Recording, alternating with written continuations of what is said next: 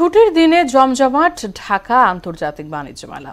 বেশি ভিড় শীতের পোশাক ও খাবারের দোকানগুলোতে। তুলনামূলক ইলেকট্রনিক্স সামগ্রীতে কম আগ্রহ ক্রেতাদের। এবারের মেলায়ও ছাড়ের প্রতিযোগিতায় নেমেছেন ব্যবসায়ীরা। আরও জানাচ্ছেন মুনতাসির মামুন। জমতে শুরু করেছে ঢাকা আন্তর্জাতিক বাণিজ্য মেলা। সাপ্তাহিক ছুটির দিনে সকাল থেকেই ভিড় বাড়ে ক্রেতার দর্শনার্থীর। বেচাকেনা বিক্রিতে ব্যস্ত সময় পার করতে দেখা যায় ব্যবসায়ীদেরও। বাণিজ্য মেলায় বেশি ভিড় গৃহস্থলী জিনিসপত্র ও শীত পোশাকের স্টলগুলোতে। এবার ক্রেতা আগ্রহ কম ইলেকট্রনিক্স এবং গৃহস্থলী আসবাবপত্রের দোকানে। বেশ সকাল সকাল এসেছিলাম, অনেকক্ষণ যাবত ঘুরেছি, বেশ কেনাকাটা করেছি।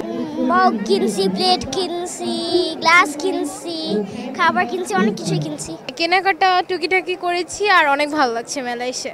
আমি ফার্স্ট টাইম মেলায় এসেছি, তারপরে এখানে অনেক আকর্ষণীয় জিনিসপত্র আছে যা আমার খুবই ভালো লেগেছে। মেলা ঘিরে বিশাল অঙ্কের ছাড় দিচ্ছেন বিক্রেতারা। এতে আগ্রহ বাড়ছে ক্রেতাদের মধ্যে। दुनिया में किसी जगह इतना ज़्यादा टैक्स नहीं दे रहा हूँ। मैं जहाँ भी जा रहा हूँ, मैं दुबई जाता हूँ, मैं यूरोप में इटली जाता हूँ, फ्रांस जाता हूँ, जर्मनी जाता हूँ, बहरीन जाता हूँ, जहाँ भी मुल्क जाता हूँ इतना टैक्स, कस्टम का टैक्स कहीं नहीं है।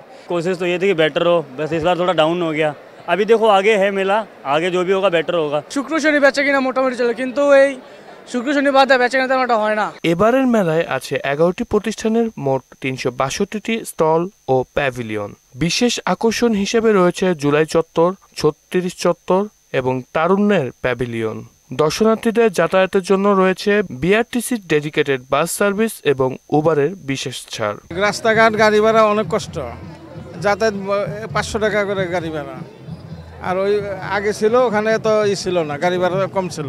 মুনতাসির মামুন, মোহনা সংবাদ, ঢাকা।